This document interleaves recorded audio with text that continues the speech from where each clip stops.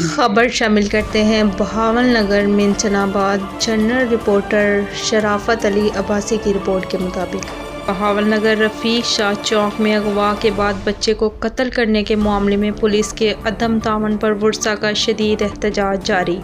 منچن آباد گزشتہ کئی روز سے اغوا شدہ بچے کی لاش ملنے پر رفیق شاہ چوک بہاول نگر میں ورثاء نے لاش کو رکھ کر احتجاج کیا اور پولیس کی جانب سے لاپرواہی اور غفلت کا مظاہرہ کرنے پر پولیس کے خلاف شدید نعرے بازی جاری۔ لواحقین کا میڈیا سے گفتگو کرتے ہوئے کہنا تھا کہ ہمارے ساتھ پولیس نے تعاون نہیں کیا۔ اغوا کاروں کے بارے میں رابطہ کی اطلاعات اور معلومات ہم پولیس کو بروقت فراہم کرتے رہے۔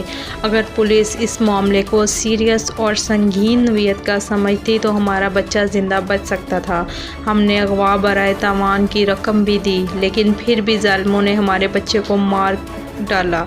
وزیر اعلیٰ پنجاب، آئی جی پنجاب فوری نوٹس لے کر قاتلوں کو کیفر کردار تک پہنچایا جائے اور غفلت کا مظاہرہ کرنے والے پولیس اہلکاروں کے خلاف سخت ایکشن لیا جائے، بصورت دیگر احتجاج کا سلسلہ جاری رکھا جائے گا۔ السلام علیکم، میرا نام کامران ہے، تلار شہر کا بڑا بھائی ہوں۔